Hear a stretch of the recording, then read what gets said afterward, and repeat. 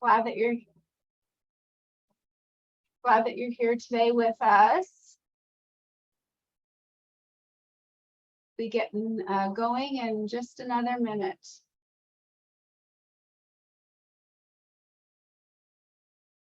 Welcome to our live conversation and Practice Academy 2022. Today is our second Practice Academy for the year, and our theme is Beyond Collaboration to Results. Today our course is focused on recovery capital, and it's called Beyond Compliance, Empowering Families to Build Recovery Capital for Sustained Recovery and Family Wellness. While everyone is continuing to join us, we're going to take a minute and launch a poll. And we would like you to go ahead and participate in our poll. How familiar are you with the concept of recovery capital? And we're going to give everybody a few minutes to go ahead and pop in your answers. Great. Awesome. We're about 50% there. You just joined us. We are taking a moment to do a quick poll and kind of glean from all of you how familiar you are with the concept of recovery capital. We're about 75% almost. There we go.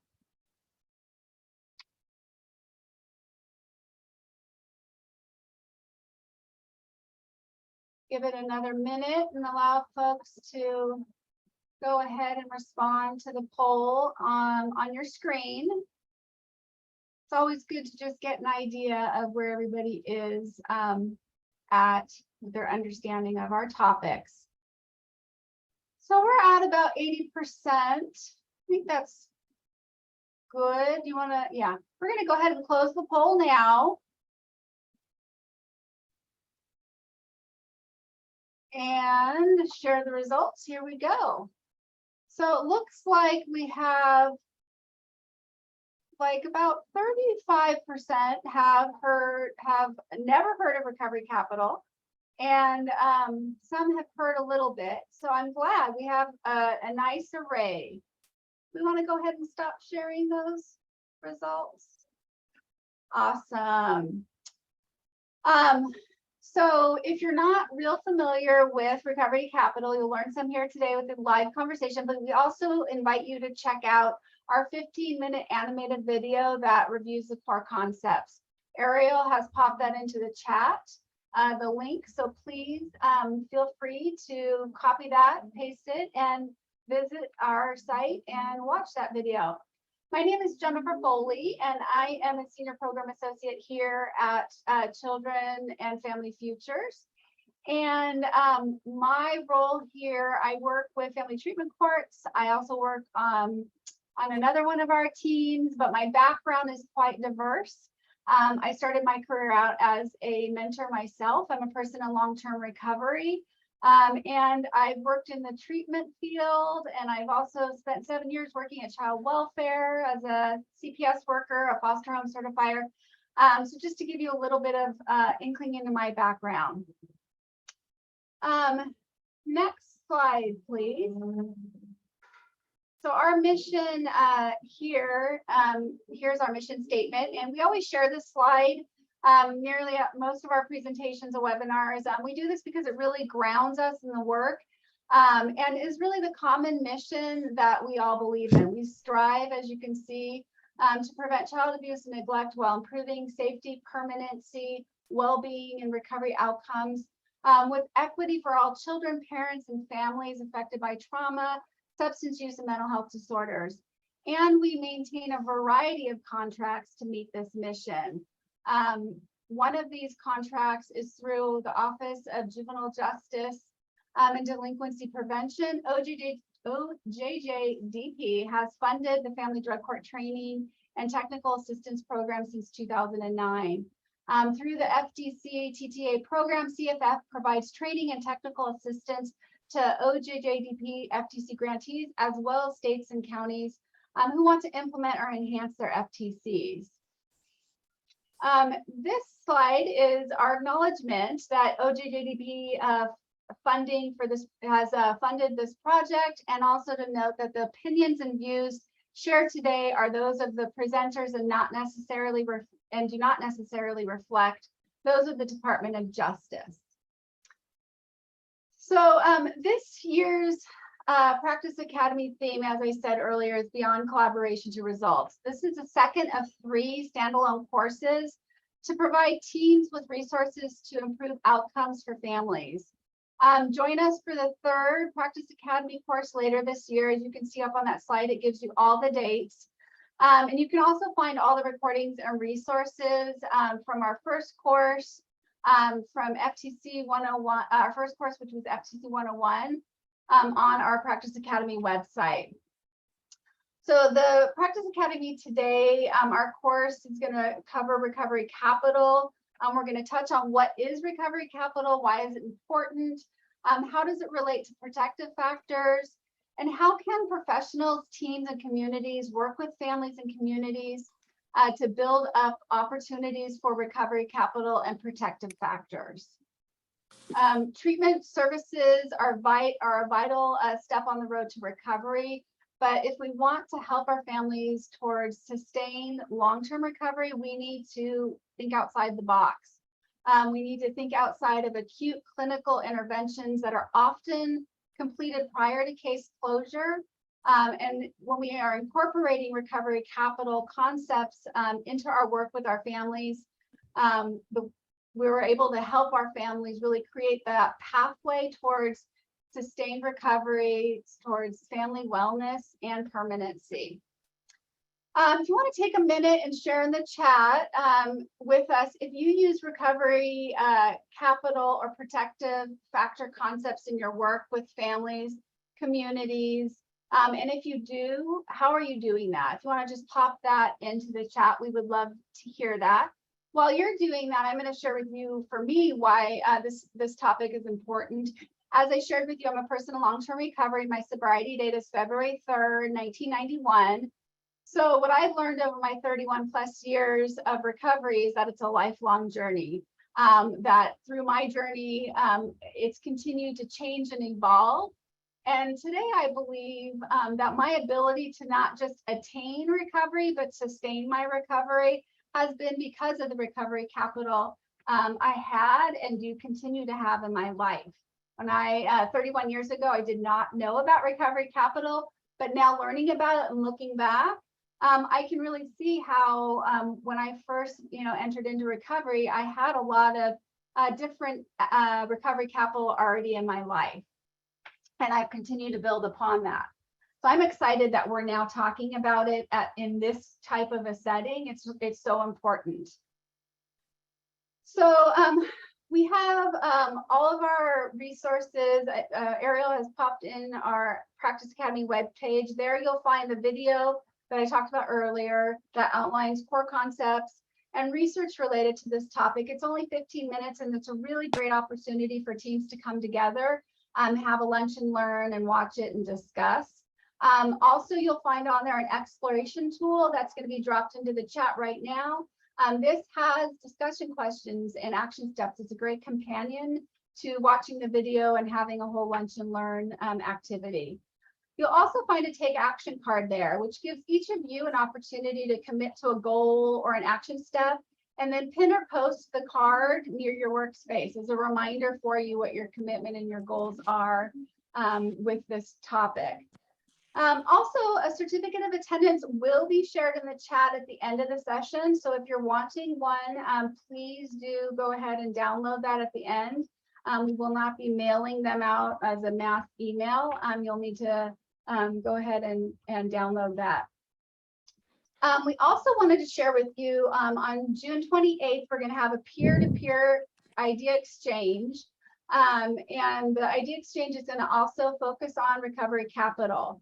It's going to be an opportunity for you to have an hour of peer-to-peer sharing of successes, challenges, and all your wonderful ideas related to recovery capital. Ariel has just popped that into the chat.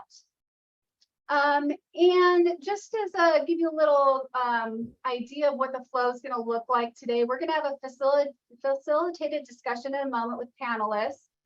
Based on questions that have come in through your registration process. We'll spend about 40 minutes doing that. And then we're going to open up breakout rooms, which each of our panelists will go into a separate breakout room. We'll have CFF staff in there as well. We're going to give you the opportunity to choose which breakout room you want to go into. If you have more questions you'd like to ask for a panelist, you'll have an opportunity to do that. And we encourage you, if you want to pop around and go to different breakout rooms, you'll be able to do that as well. We would like just to remind folks that you can use the chat box throughout the meeting to ask questions of panelists, fellow practitioners, or our CFF staff. You can share resources with each other and access resources that we drop into the chat. As you can see on the screen, it shows you where your chat feature is located on your toolbar. You can also mute and unmute yourself. We do encourage you to keep yourself muted until you want to chime in and ask questions. And it also shows you where you can turn your video on and off.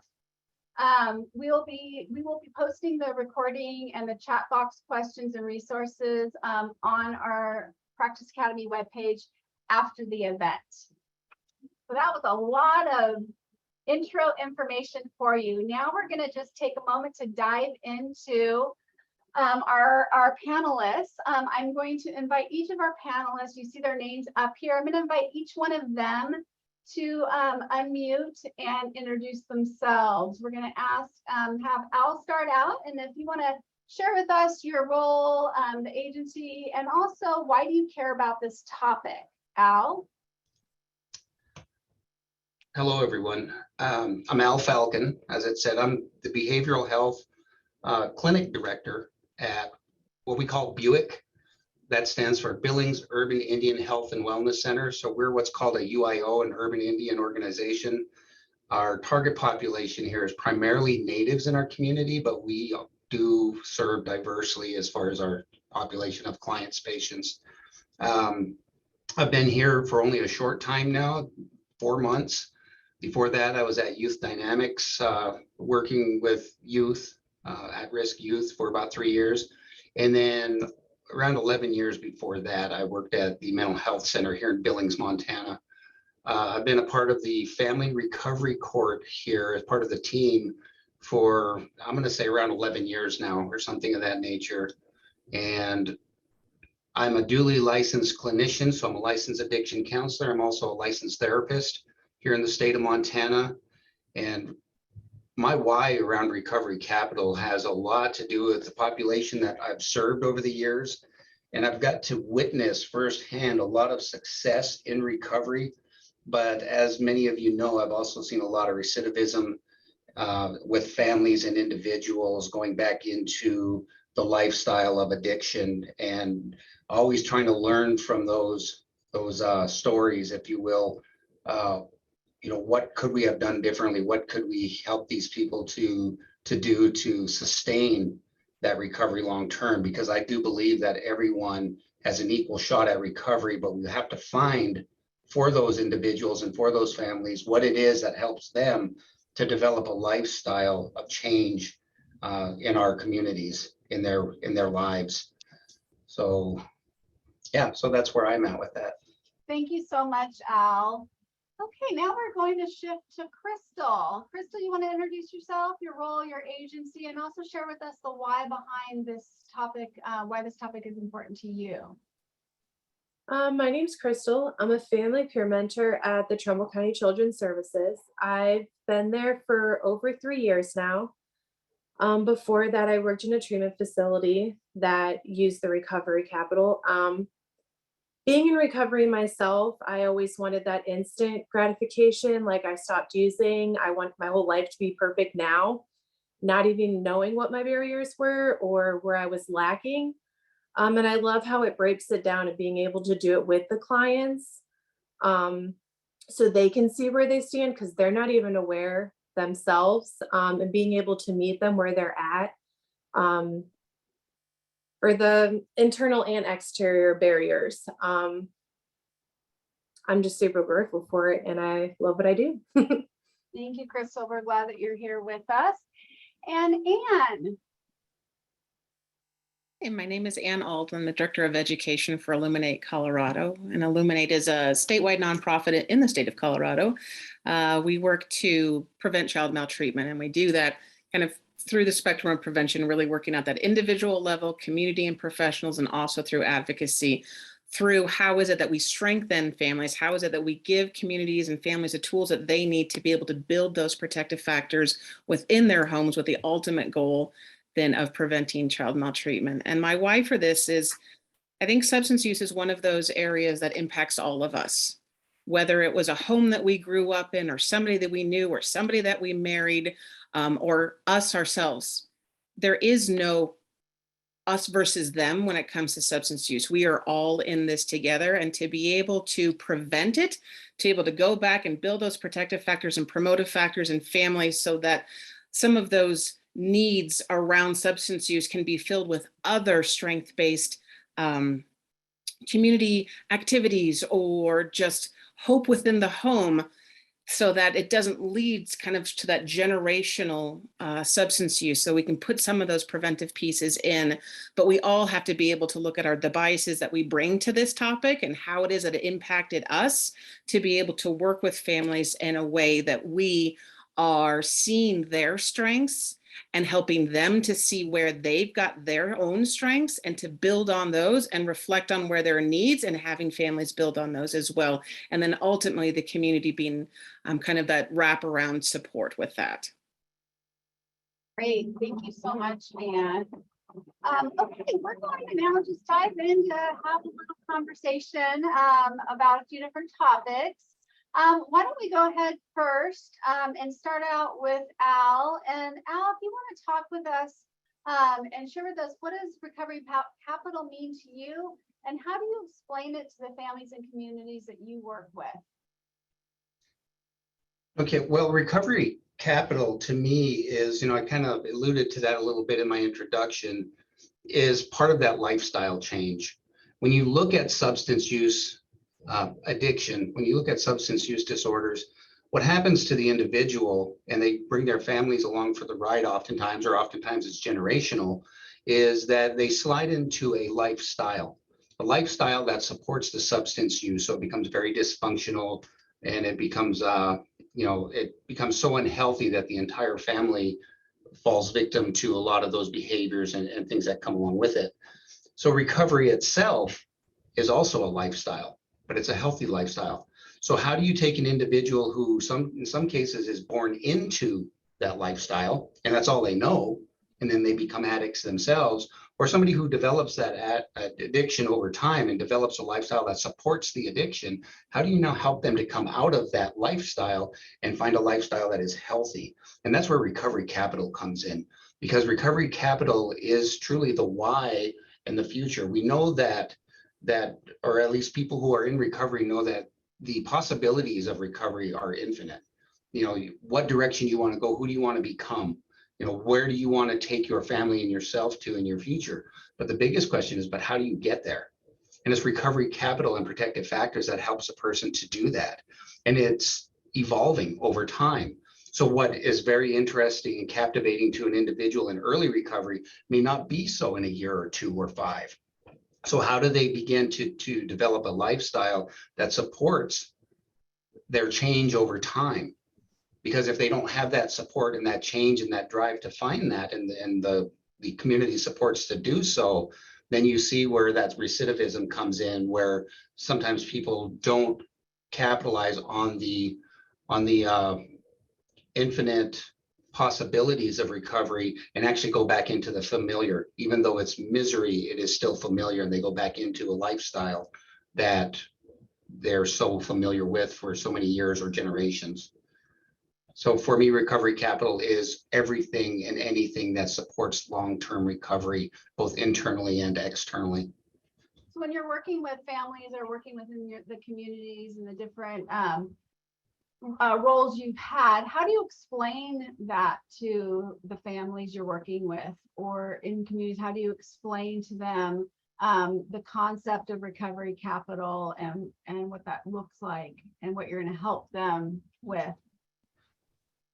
Well, very simply, to start with, it is talking about and just trying to get people to buy into that recovery is a lifestyle, that it has to change. One of the sayings that we have within recovery circles is that what has to change in recovery from addiction to recovery? And the answer to that is everything. Yeah. Okay. So with that said, you can see where the infinite possibilities are.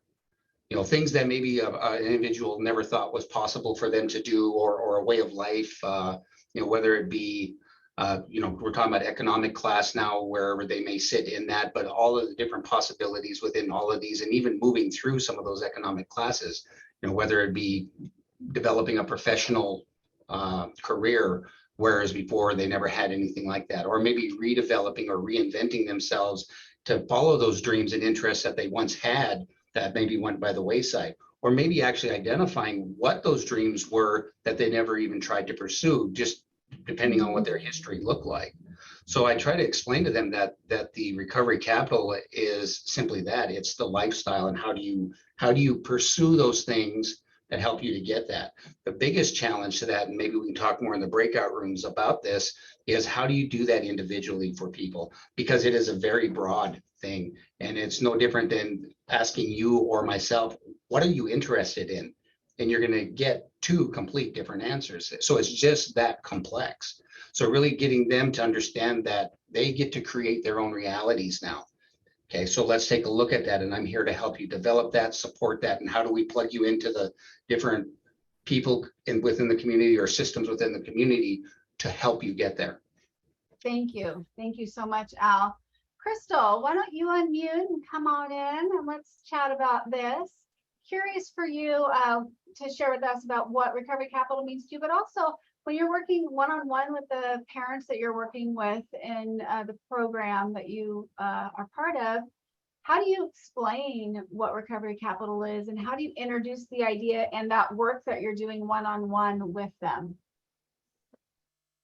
So there's always those things, people, places, and things in the rooms. And a lot of the times, cases that I get are people that are cycling through the CSP system over and over again due to their substance abuse. So a lot of the time they do have a little bit of an idea of like things that need to change, but they're not really aware and exactly educated on the barriers or the resources. So being able to sit down with them and share my experience to make them feel more comfortable. Like, okay, it's hard to explain. Do you have any tools Like, that you use with them to introduce them to the idea and the concept? well, like I literally just show it to them. Like, it's easier to do the black and white, like, and I do the paperwork with them, like, okay, with your community, I know you're stuck in this area. So like, these are the resources to link you up and maybe get you in a different area because of their atmosphere that they're around. Or I get, you know, this person that you're stuck living with is not healthy. Like, these are ways to set boundaries for your well-being. It's that personal piece that Al talked about. Mine's all very personal, one-on-one, and meeting that person where they're at, doing it with them, sharing my own experience to make them feel more comfortable. A lot of the time, they're not even aware of the unhealthy. Like, I know in my addiction, I wasn't working on my resume or even aware of not having a doctor and stuff, how detrimental that could be to me. So even just seeing in black and white what they bring to the table and what they need the help with, because it's all internal and external resources. That's what they need. And I'm blessed to have the agency back me up with all their resources and Great. yeah, that's kind of where I'm at right now. That's great. And that's great. I like that you were able to share with us some of the way in which you do meet them where they're at, to explore with them today in that moment where their struggles are and breaking it down, because it takes that. There's so much when we're first entering into recovery There's so much to uncover, discover, and discard through our journey. And like, we just have to start with what right here, right now am I struggling with, and helping them tap into and find and connect to, resources and building that for them. So you did a great job. Thank you. And why don't you unmute and share with us, what does recovery capital mean to you, and how, when you're working with families, are you explaining it to them? So a lot of what we do, we're really talking about the protective factors. And when you look at recovery capital and you look at the protective factors, they really are based on the protective factors and what it is that we are having conversations with around families that they can build within their homes. And so when we think about concrete supports, which is one of the protective factors, and recovery capital being some of those concrete supports that parents can have, that we know that parents aren't going to be able to go through recovery and do all the things that they need to do if they don't have housing, if they don't have food, if they don't have the things that they need to be able to get their kids home, if their kids are out of their homes. And so in thinking through social connections, which is again part of that whole, where is it that they are getting their support, if they're in communities where kind of that substance use has become a norm within that community or within a neighborhood, how is it that we're building connections in other places with other people to be supporting the recovery as well as their parenting if they are parents, and being able to provide that space for families. One of the things that I was kind of thinking of as I was listening also is huge cultural piece here. So understanding that we bring in our own cultural pieces, our own cultural biases, and we're coming up with families who may be of different cultures, may have different ideas of what is a strength in their family and their community. And to us may not, like, that may seem like a detriment to us because of the way that we were brought up or the way that we think about those strengths. And so understanding and really building those relationships with the folks that we're working with to understand what do they see as a strength and being able to build onto that, and ensuring that, something like AA, where that's a faith-based, may not be a good fit for someone who is not interested in having a higher power as kind of part of their process, and understanding that recommending or sending folks off to places that aren't good cultural fits will in the long run hurt their recovery. So again, that relationship piece of how is it that we understand where families are to be able to ensure that we're connecting them with the right resources, and again, helping to identify what they think they've got as strengths and being able to point those out. Because, if you've gone through recovery enough times, or substance use and has been a part of your history, being able to pick out like the things you've done well can be really hard. And just asking folks, like, where are your strengths? Like, what do you think is a great thing about your family? Or what do you think is a great thing that you've done? Or tell me about a time in your life where things were going well. Like, what were all of the things that were happening there? And starting to elicit those conversations, because part of those first steps are just realizing, as someone using that, like, you aren't broken. There are things that you can do, and there are supports that can be put into place to help you recognize that you're not alone in this either. Correct.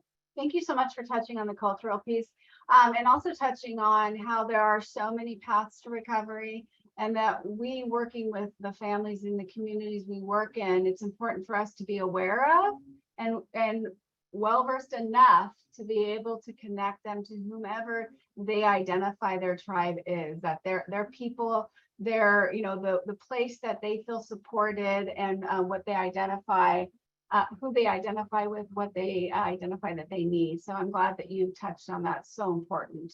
Thank you. Al, why don't we go ahead, or I'll just open up to whoever out of our panelists wants to jump in first with this next topic. Let's talk a little bit about what are some of those concrete examples, the things that you see in the individuals that you work with, the families you work with, when their recovery capital or their protective factors are high.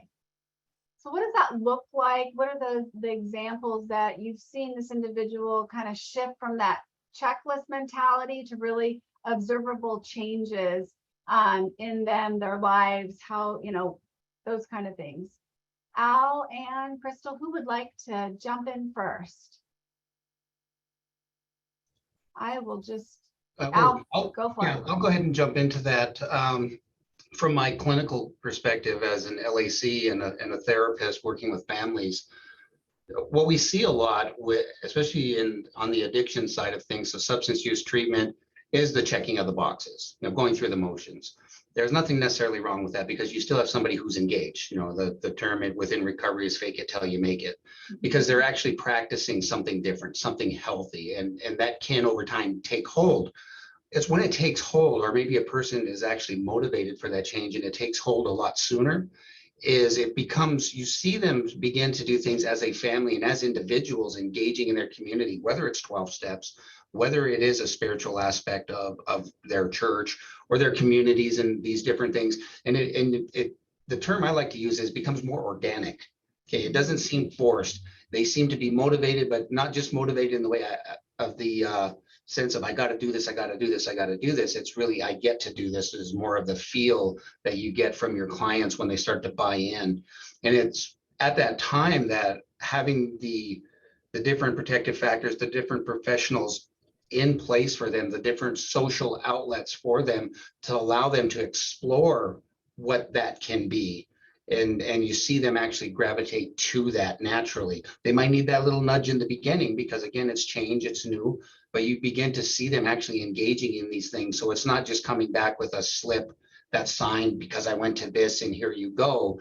It's they're doing these things and maybe not even getting slip signed. They'll turn in their slips that they have that are required or recommended, but then they have above and beyond that engagement in these different, whatever they might be. One of the things we do with the ICWA court is we ask participants in every phase to engage in a social cultural activity of their own. And again, that cultural piece of what is that for you? What does that look like? Because just because I work at an urban Indian organization doesn't mean that all natives want to engage in, say, powwows and things like that. No, when we talk about culturally, we have to meet them where they are and find out what is that for you? What does that look like?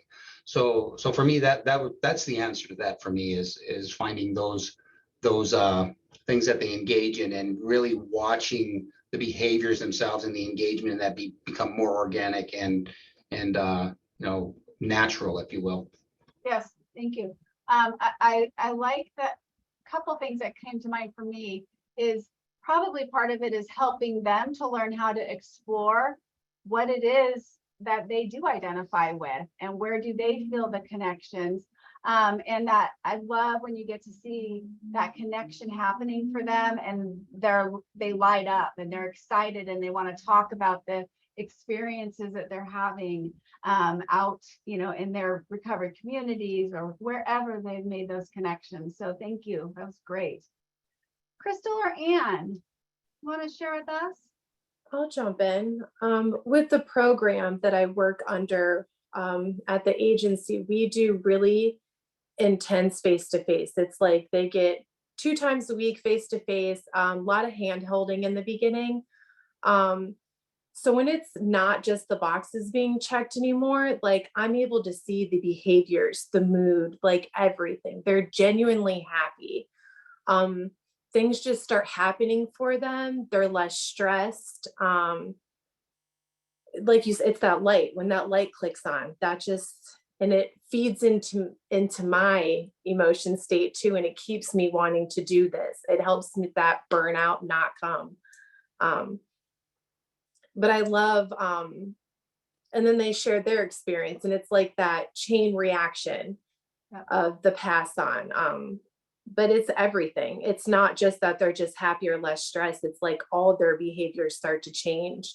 And and it's like that aha, like, oh, if I stop doing this, this and this and this will happen. And I love getting those phone calls of not them being stressed or something bad happening, but that good news. And it makes everyone at the agency happy too.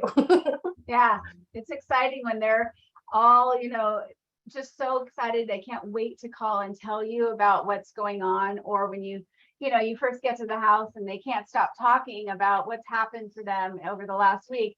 And that's such a shift because I would imagine for you, Crystal, in the beginning, when you start working with them, You see you can give a lot of examples of what it looks like when our families we work with have really low recovery capital or no recovery capital that they've tapped into. I would imagine you can share with us, some concrete examples of what that probably looks like in the beginning. I don't know if you have any that you want to share with us now. What does that family look like in the beginning?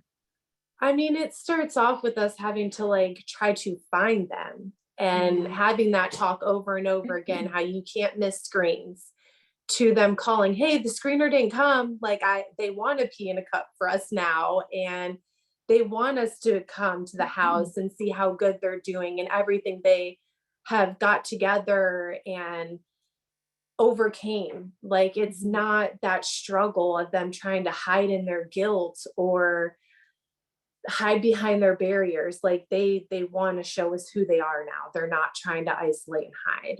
And that's amazing. Thanks, Crystal. And would you like to share with us about some concrete examples with the families you're working with? Yeah, it really brought to mind really resilience and what does resilience mean? And it's that ability to be able to, like, in the moment of something and to make some choices or to make some plans around what it would look like to do it differently than perhaps you've done before.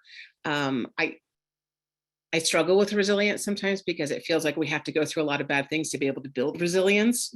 And as a prevention person, it's always like, how do we prevent the need to build resilience? But that ability to be able to work through those situations and starting to see families actually with that ability to be like, okay, this didn't work last time, so maybe I should do this thing. Or I am learning now that asking for help is not a bad thing. And so who is it that I can reach out to in those social connections that I have? We have a program that we love here. It's a national program, Circle of Parents. It's a peer-to-peer support groups. And in Colorado, we have several support groups for parents in recovery. And so that idea that, parenting is really hard and being in recovery is really hard. And those two things together are incredibly difficult. And we have several of those groups that if their group falls on a holiday, especially if it's a drinking connected or party related holiday, they will keep their time because they know now they've learned that is a time that they actually need to be around folks who are like-minded, or they will schedule New Year's Eve groups or schedule Christmas Eve groups, times where they know that in the past, something else may have gone differently in their lives. And so being able to schedule those times as a group, not somebody telling them to do it, but as collective saying, you know what, this is a time I know I'm going to need support, and other folks going, yeah, me too. And coming together in those times and having collective Christmas parties or holiday parties or New Year's Eve parties, but in a way that meets their current needs. And again, really that resilience piece in recognizing that and then planning around it. Great examples. Thank you for sharing that. It's awesome.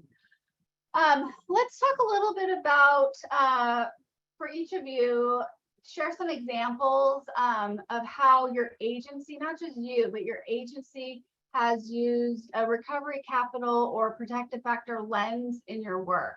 And I don't know, I think about for you, Crystal, you came to your position at Ohio Start familiar with recovery capital and that lens and doing work, and brought that with you in the work that you do as a family peer mentor. Has that caught on, and what does that look like with the rest of your START team? It has caught on. Actually, now my boss has mandated it even with the other dyad to use it. And like Al said earlier, our barriers and our situation, our lifestyle, what we like and stuff like that changes. So every 3 months we have to do a new recovery capital with our clients. And we've actually used bits and parts of it to make another screening tool for early recovery indicators, because this is the internal and external resources and stuff like that. So the early indicators are all the behavioral parts, because the recovery capital changes all that. It makes everything and all your behaviors and everything for the long-term recovery. So they've really they really took it on. We have different types of recovery capitals. One's just a little screening. We have one with the 8 different diets. But yeah, they've used it to branch off to figure out even like case closure and stuff like that. Like, it has to be done now. I'm super grateful. And it's really beneficial for the family too, because they get to see what their daughter or mother or whoever it is their progress. It helps the family see and get that hope, because they're only halfway there when they meet me and I share that, you know, recovery is possible. I'm in it myself. They're only half sold on it. So to be able to show them the recovery capital and the progress that they're making throughout their case, it gives them more hope. So they support more, puts the odds in their favor. That's great. Before you mute, I want to ask you to share about, share a little bit about how you use the tools to help them build and identify in the different areas of their life who their go-to supports are, rather than, you know, your little analogy that you don't go to the, I'll let you, I know you know what I'm talking about. So why don't you share with everybody? Because I think it's such a great example of how you really help them take this approach in all areas. Yeah. I always tell them, like, you don't go to a car dealership to buy tissues. And we don't know, like, we are used to going to that one person for everything. So for them to kind of break down and like see all their supports and find out exactly, who they have for each support, I created a little cheat sheet form, for like financial, educational, spiritual, mental health, doctor. And so they have more than one person to go to for each thing to help build their support. So they have more of that wraparound, because our objective is for them not to be involved with CSB. So for them to have that resource and that wraparound support once their case closes. Thank you for sharing that. I just think that's so great, because something you do and that you revisit, and it's something that they get to actually, when their case closes, they have that to refer back to and be reminded of. When I'm struggling in this area, I already have people identified.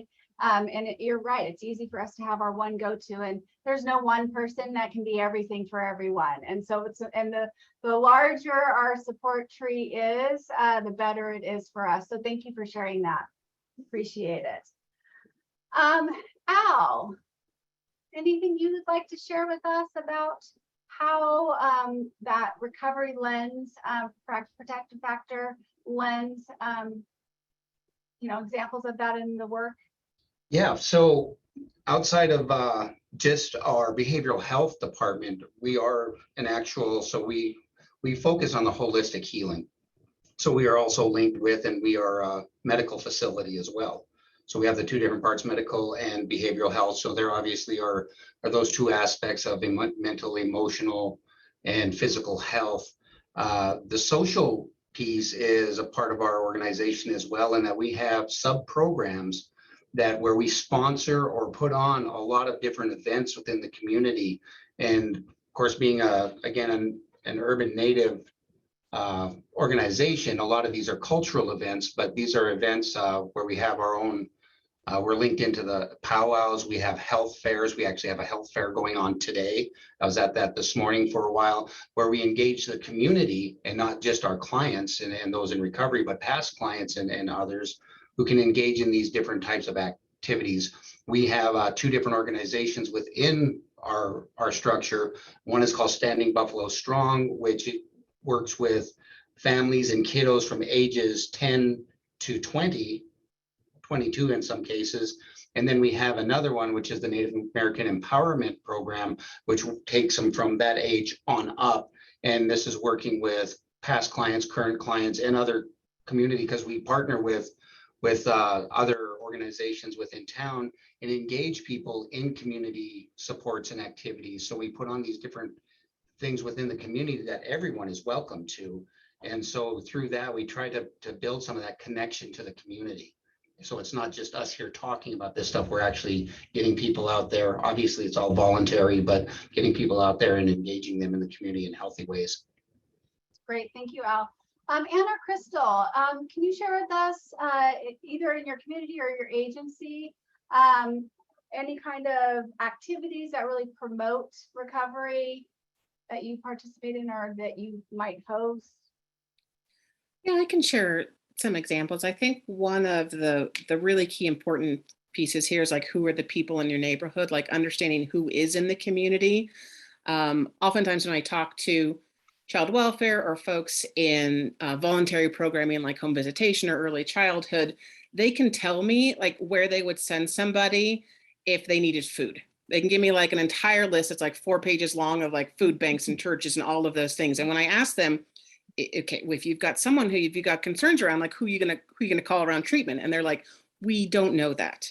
And so really, as folks who are working in treatment or working in recovery, reaching out to those community organizations and hoping that they're reaching back, but really building those relationships within communities to understand who's out there doing what. And one of the things that we found as we really started kind of doing some deep dives into what were some of the barriers in Colorado is we found that treatment providers in the state of Colorado, less than 2% of them provided childcare. And so we found that a huge barrier, especially to young mothers in receiving and attending child treatment, was they didn't have anywhere for their kids to go. And so having all of these issues back with child welfare of like, why aren't you doing this? And it's like, well, where's my kid gonna go? And so as a community project, as a statewide community project that involved our Child Department of Human Services and many divisions within that, as well as organizations and treatment providers across the state, we raised money and raised,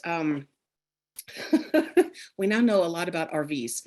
So we have 3 RVs that were retrofitted to be childcare centers that now park in the parking lots of a couple of different treatment providers across the state of Colorado. They kind of move around, but enabling folks who are needing treatment to go in when they're doing sessions or they're going in to go get medications, that they have a place for their kids to be that's safe, that we're building protective factors and kind of teaching kids some social emotional competence while they're there, as their parents are getting what they need inside. And so understanding what the barriers are in your community and really working with folks in the community to start kind of breaking those down, because some of them are above and beyond what an individual is going to be able to do.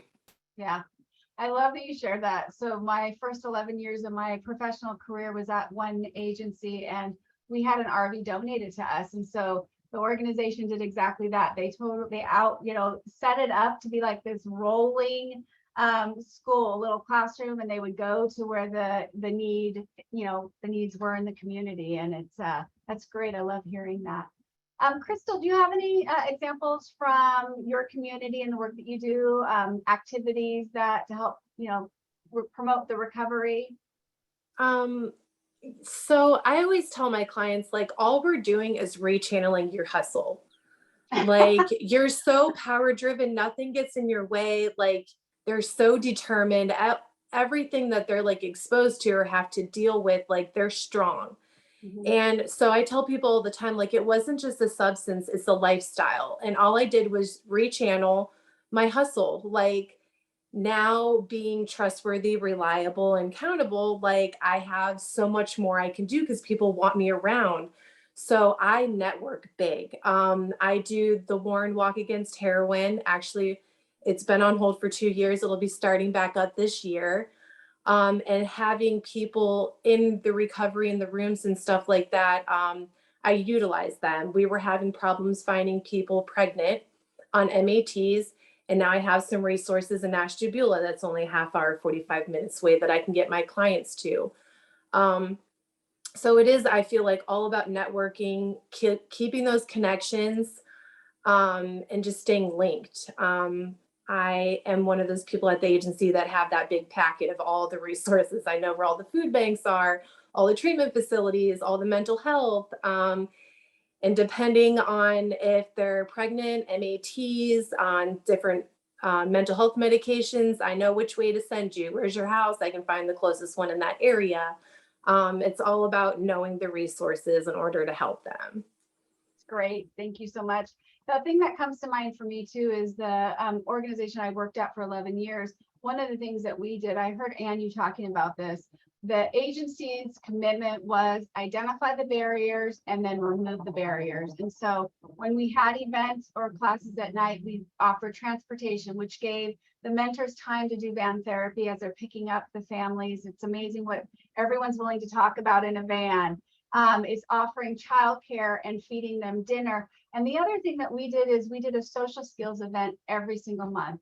And it's hard when you're early in recovery to learn how to have fun without substances.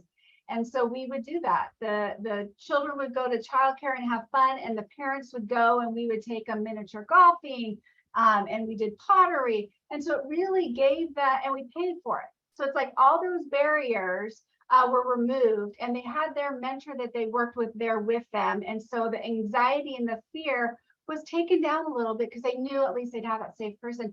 And then they were so shocked how much fun they had. Even the guys painting the pottery and just having a blast with it. And so it's you know, it's like those things we don't necessarily think about. I know I do, and Crystal does, because we're individuals in recovery, there's so many things in our early recovery that are challenging to do. Thank goodness that, you know, the world is what it is today, working within child welfare, family treatment courts, or other community organizations, that there are peers there to help, you know, people walk together and learn how to do this life in a different way and meet their people and connect and learn how to have connection.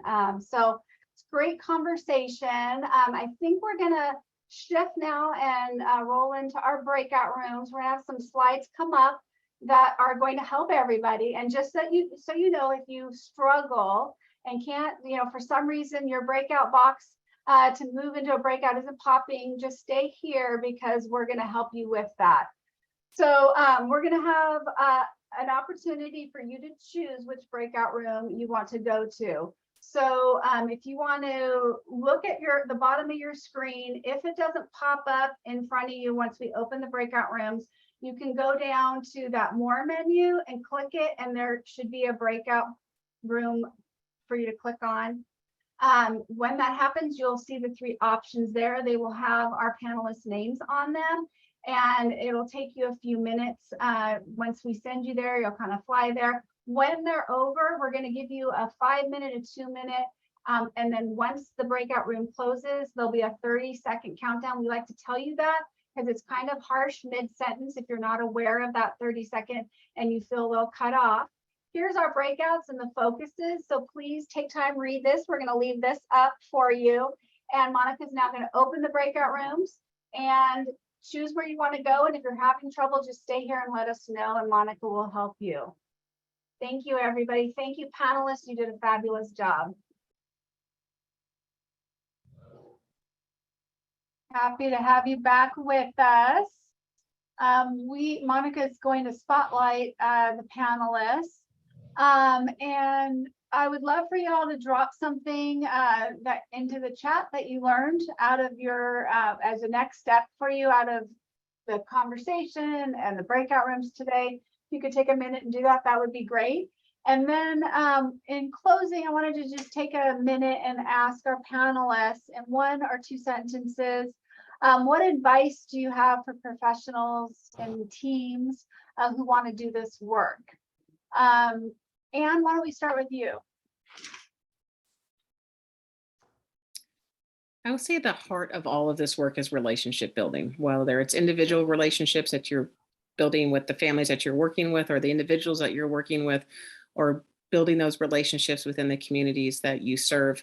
That is at the heart of all of the change that is then to come, and that it is not change that happens overnight. But that continuous relationship piece and not siloing or accepting silos is a huge piece that I always like to tell people, like, continue to build those relationships and continue to try to push down those silos. Thank you, Anne. Crystal, what about for you? 1 or 2 sentences in closing advice you would give folks today that want to do this work? Just be patient, meet them where they're at, and use their experiences as learning, not negativity. Great, thank you. Al? So just to kind of reiterate what I heard there too, is the patience. It's so critical, and meeting people where they are. You know, that's such a critical piece.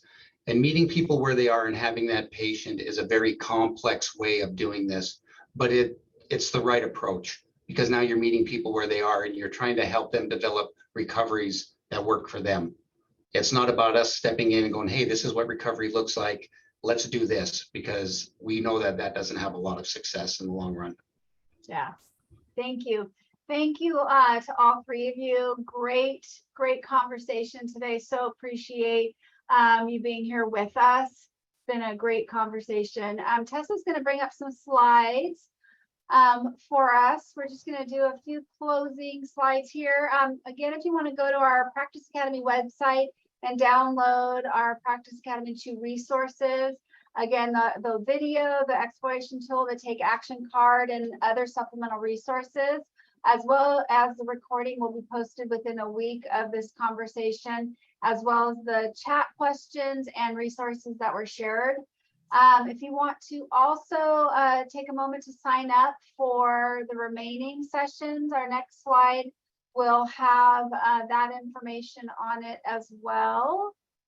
And August 30th is our next PA Practice Academy number 3. You want to take time to go and do that using data.